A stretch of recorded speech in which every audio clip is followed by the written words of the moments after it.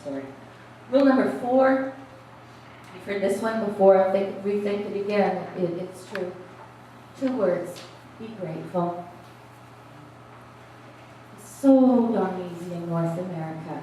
I blame my industry in Madison Avenue and marketing for contributing to a lot of this. Unless you grab it and stop it, it's so easy in North America to get caught up in I need more, I want more, she's got more, he's got more, we're not doing as well, they're doing better. And, we don't have this and we don't have that, and again, it's such a soothing thing when you can get to a place every single day, and if you have to put it on your to-do list, I think it's a good thing to put on there. 2 words, be grateful. And I know what it feels like. I remember those days. We've got some new businesses in here where you're really struggling and things aren't working out and stuff, all the problems that we all go through with, and it's so easy at the end of the day to feel discouraged, or it's not fair, and I should have, and I didn't, and I couldn't have, and the other guy did, and I didn't.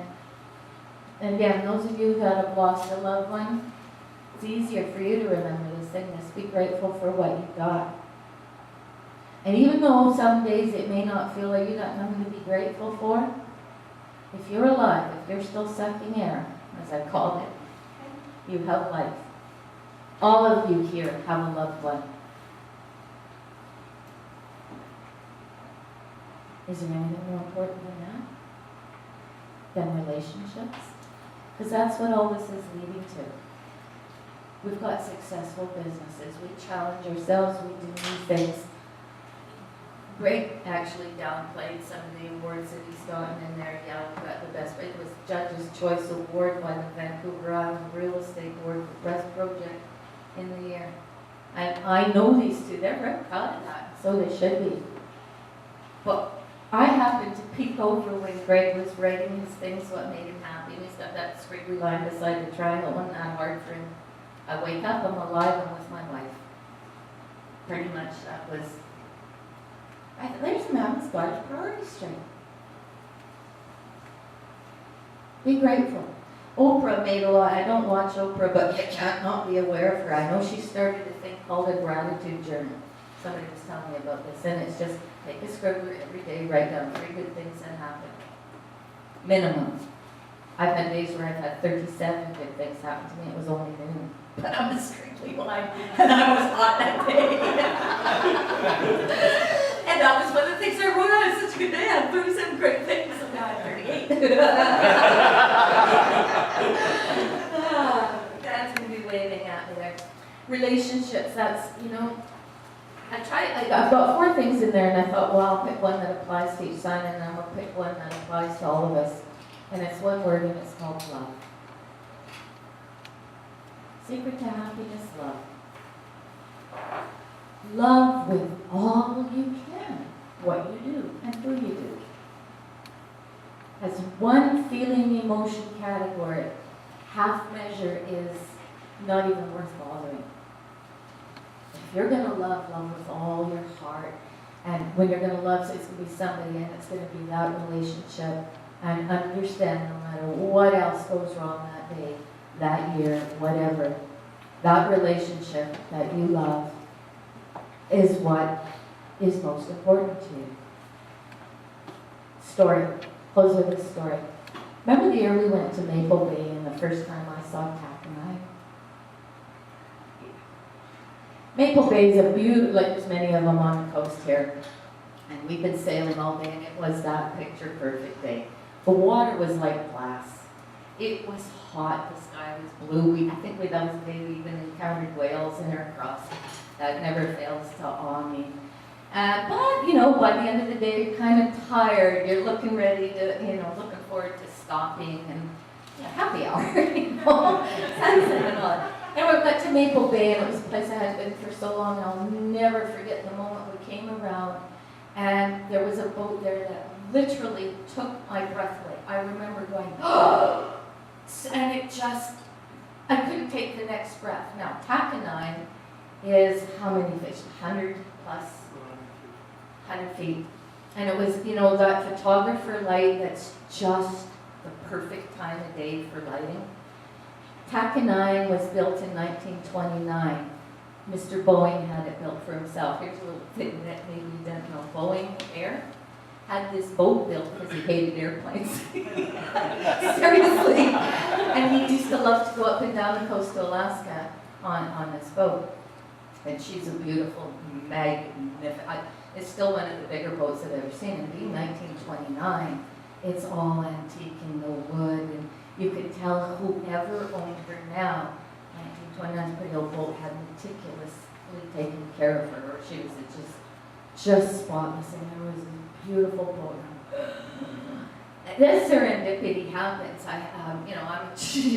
chat to people pretty easily, and I'm up on land.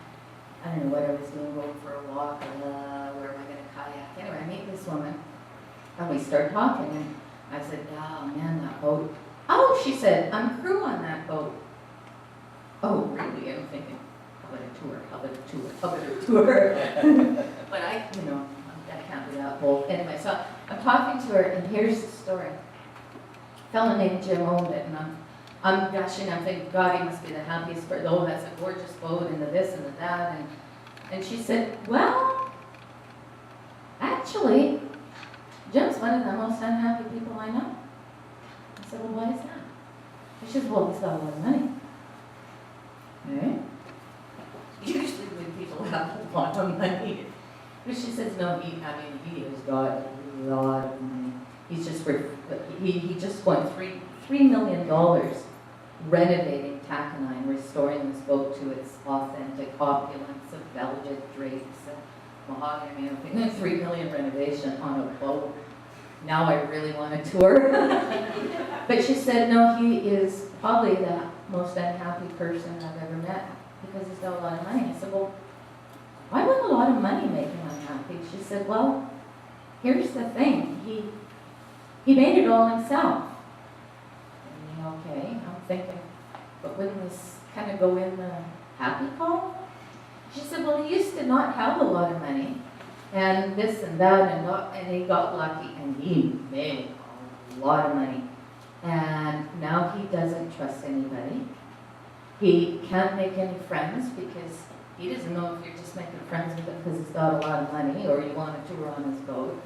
He hasn't had a date in 14 years because he doesn't trust women as to whether they, are in it for his money. And I'm listening to her saying all of this, and I can see him on his boat, and he's sitting by himself in a lawn chair, his magnificent yacht, and his beautiful golden lamp beside him. And if I were Dolly, I would make a painting of this magnificent boat and somehow make stacks of money transparent, but a wall all the way around this boat. In other words, he chose, I suppose, to use stacks of money to create the walls of the prison. And inside was unhappiness, and outside was the happiness. And the one thing that I was thinking, okay, but what's the one thing that he's missing? What's the one thing? He's got it all. The one thing he's missing? Relationships. So there comes a time in life when you realize who matters, who never did, who won't anymore, and who always will. Make sure the people who will always matter feel good when you're around. Why? People will forget what you said. People will forget what you did. People will forget what you wore. People will forget the mistake, the success. They'll forget everything except the one thing people will never forget is how you made them feel. I hope I've made you feel good, and that's all I have to say today. Thanks for